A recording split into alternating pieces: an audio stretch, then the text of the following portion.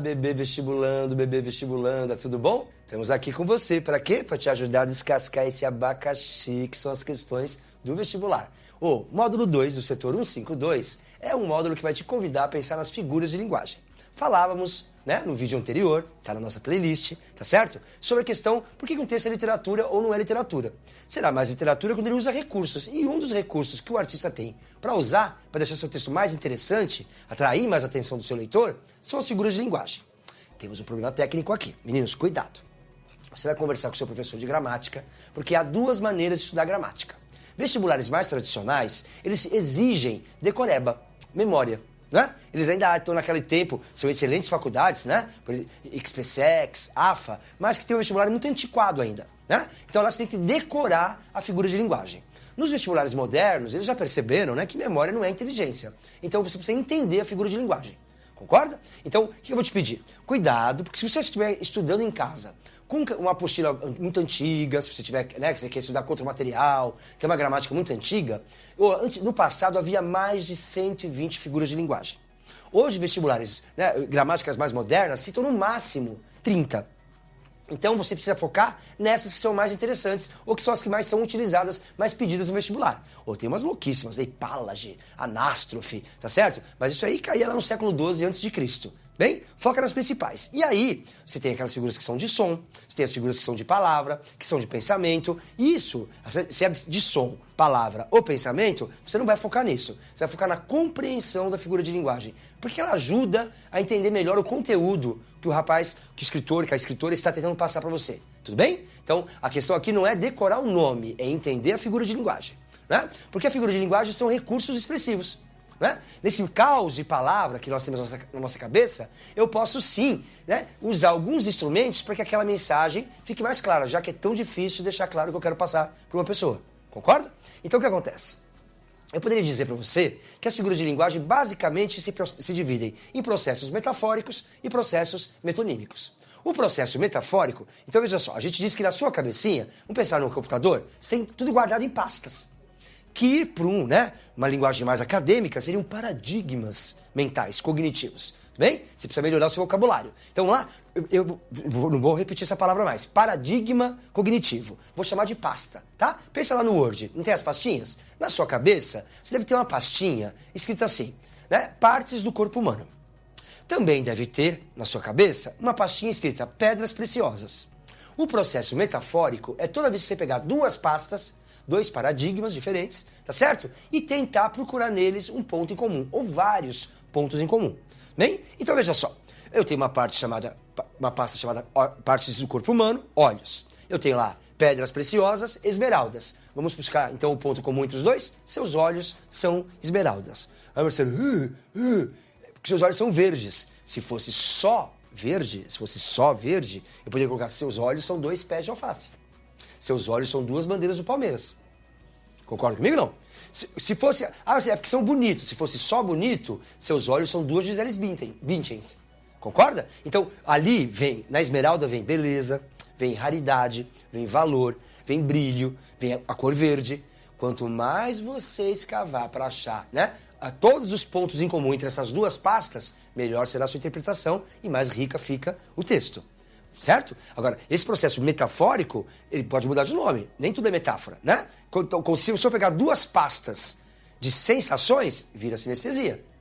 Concorda? Se eu pegar duas pastas, eu vou pegando duas pastas e vou misturar. Toda vez que você mistura duas pastas procurando um ponto em comum, é um processo metafórico. Diferente do processo metonímico. No processo metonímico, eu brinco dentro de uma pasta só. Você deve ter na sua cabeça uma pasta chamada Gustavo Lima. E no Gustavo Lima tem todas as músicas que você conhece do Gustavo Lima. Tá tão perto do Gustavo Lima dessa pasta, do que está dentro da pasta, que eu posso trocar um pelo outro. Olha lá, ouvi Gustavo Lima no final de semana inteiro. Percebeu? Eu tenho uma relação que a gente chama de contiguidade. Fui à farmácia comprar Presto Barba. Você não foi comprar Presto Barba. Você deve ter na cabeça uma pasta chamada aparelho de barbear masculino. E que está dentro, incluída, o nome da marca. Percebeu? Se eu brincar dentro de uma pasta, é um processo metonímico. Se brincar dentro de duas pastas, é um processo metafórico. Há várias figuras de linguagem, se divirta aí com elas, tá bom? Bom estudo, foco, assine aí o nosso canal no YouTube, acesse a nossa playlist e até a próxima. Tchau, tchau!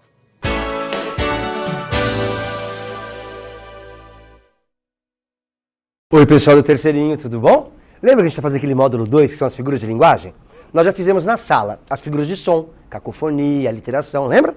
Fizemos as figuras de palavra, sobretudo metáfora e metonímia. Hoje nós vamos terminar aquele módulo 2, então você pode fazer os exercícios em casa já, tá certo? Que são as figuras de pensamento. Vou de novo, ninguém quer saber se a figura é de pensamento, se ela é de palavra ou se ele é de som. É só para você organizar na sua cabeça, tá certinho? Também não quero ver ninguém decorando o nome da figura. É entender a figura, exceto o pessoal que presta vestibulares das carreiras militares. Lá tem que decorar mesmo, tá bom? Vamos ver então, meninos? Muito bem. A primeira figura que nós vamos ver hoje é a personificação ou a prosopopeia. O que é a personificação ou a prosopopeia? É quando você fala de ações humanas. Então está muito ligado ao verbo. Tá certo? Então dá uma olhadinha em alguns exemplos aqui, ó. O sol encantado sorria. Sorrir é uma atitude, é um verbo, né? Uma ação humana. As ondas beijavam a areia da praia.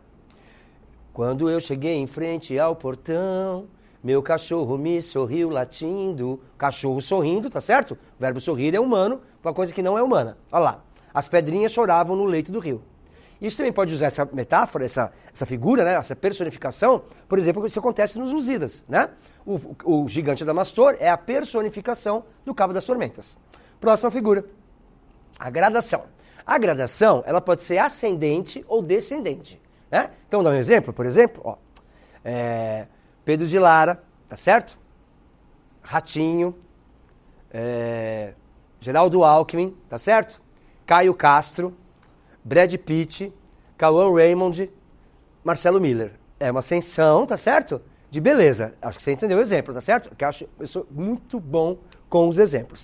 Vamos lá então, bebê? Vamos lá. Gradação é assim, ou sobe ou desce. Bora? Olha lá. Um grito, um gemido, um sussurro, nada quebrava o silêncio. Você viu que era descendente? Grito, gemido, sussurro. Diminuía a intensidade, né? A famosa atriz já foi milionária, rica, classe média e até remediado. De novo, vai descendo, né? Olha lá. Surpreso, admiro o seu porte, sentindo-se vivo, o maior, o invencível. Aqui já é ascendente. Cuidado, este ano nós temos Gregório de Matos. Eu peguei duas gradações de poemas do Gregório de Matos. Olha lá. Em cada porta um frequentado olheiro, que a vida do vizinho e da vizinha pesquisa, escuta, espreita e esquadrinha. Bem? Quer dizer, tem uma intensidade aqui de ações, né? Olha lá, falando das fofoqueiras da época. Ó, não aguardes que a maduridade te converta em flor, essa beleza em terra, em cinza, em pó, em sombra, em nada. Terra, cinza, pó, sombra, nada. Concorda comigo? Não, que é uma intensificação, mas parece que vai diminuindo, tá certo? Ao contrário, né? Na verdade ele está subindo. Concorda? Sim? Quando eu falo que eu acabei com nada, é uma intensificação do desaparecimento, do esquecimento que você vai cair no futuro. Essa é a gradação. Eufemismo. Eufemismo é super importante, né? Hoje, no politicamente correto, a gente tem que usar imagens, né? Para diminuir a agressividade das palavras. Tem gente que não tem a menor elegância na internet, mas deveríamos ter, né? Olha lá. Alma minha gentil que te partiste, tão cedo dessa vida descontente, repousa lá no céu eternamente e vive cá na terra sempre triste. Alma minha gentil que te partiste, tão cedo dessa vida descontente, partir é falecer, morrer, concorda? Ele é amigo do alheio, ladrão. A testemunha faltou com a verdade, mentiu. Era uma moça de inteligência bastante limitada, burra, né? Curiosidade. Vocês sabem, né? Por uma questão religiosa, fala-se que a gente não deveria falar o nome de Deus em vão. Então o que acontece? Nos Estados Unidos o pessoal não fala my God, fala my goodness, ou my gosh. My gosh ou my goodness, para não falar my God, que é uma questão religiosa, para não chamar o nome de Deus em vão. Outra ideia que nós temos aqui no Brasil é que quando você chama, quando você usa a palavra, você está chamando. Então tem gente que não fala diabo, fala diacho. Diacho é para você não evocar o demônio. Diacho. Sim? Caramba. Você sabe que caramba o que quer dizer, né? Caramba é para dizer outra coisa. Sim? Agora, cuidado. Que você tem que ser uma coisa que você está diminuindo a intensidade. Porque você não quer ser agressivo, você não quer ser chulo, você não quer ser vulgar. Quando você chama alguém de pintor, que essa menina é uma pintora de rodapé, aí não é eufemismo, né? Porque você está humilhando a pessoa, você está deixando a pessoa numa situação inferiorizada, para falar que a pessoa é baixinha. Sim? Vamos brincar um pouquinho? Fofoqueira não, querida. Eu sou produtora de biografias orais não autorizadas. Toda uma volta para dizer que ela é alcoviteira, fofoqueira. Vamos ver? Então, se eu melhoro, chama eufemismo. Se eu pioro, vira disfemismo. Então, vamos lá? Com relação à morte. Partiu desta para melhor. É um eufemismo, melhorou, aliviou a informação, ou é um disfemismo? É um eufemismo. Vamos lá? Vestiu o paletó de madeira. Vestir paletó de madeira, tá certo? É piorar a situação. Então é um disfemismo. Começou a comer grama pela raiz. Disfemismo. Entregou a alma a Deus. Eufemismo. Finalmente descansou. Eufemismo. Esticou a canelinha. Disfemismo. Virou presunto. Disfemismo. Bateu as botas. Disfemismo. Percebeu? Então, tem uma situação neutra. Eu posso melhorar ou piorar. Concorda? Vamos lá, então? Portador de HIV. Soro positivo. Agora, você fala aidético. Piora o negócio. Fica disfemismo. Tá bom? Muito bem. Vamos fazer uma reflexãozinha? Isso faz a gente pensar um pouco hoje em dia na gourmetização de tudo, né? Hoje em dia, olha lá, os exemplos, né? A pessoa hoje é comida com conceito, ocupação de espaço público, comida cool e sustentável. É tendência na Europa, em Nova York, os track foods, né? Aí tem o tiozão do dog. Vai ketchup, mostarda, quer botar catupiry e cheddar por mais R$1? Refri acompanha? Tá certo ou não? Então, o trunk food é a gourmetização do tio, tá certo? Do dogão prensado. Concorda? Então, hoje em dia a gente tem isso, né? A gente pega aqueles folhetos de imóveis, não fala mais hoje em dia que tem churrasqueira. É a barbecue area, certo ou não? Barbecue area, faça-me o favor, concorda? Mas é para deixar um pouco mais chique para você vender mais caro. Nada contra quem tem esse tipo de coisa, mas o que é uma brigadeiria? O que é você pagar 10, 12 reais no brigadeiro? Como é que é bom comer brigadeiro? Com a panela com a colher de pau na panela, concorda comigo ou não? Você está gourmetizando a experiência. Daqui a pouco vão gourmetizar o corote, tá bom? Muito bem. Hipérbole. Hipérbole é o exagero. Já dei 1000 voltas no quarteirão, estou morrendo de sede, vou estourar de rir, que calor infernal. Então, isso é o hipérbole. Não confunda com a hipérbato. Hipérbato é quando você faz uma inversão sintática. Bem, minha querida tia comprou uma moto azul naquela concessionária. Naquela concessionária, uma moto azul, minha querida tia comprou. Se eu inverto, vira hipérbato. Hipérbole é o exagero. Vamos lá? Antítese, cuidado, né? Vai cair Gregório de Matos.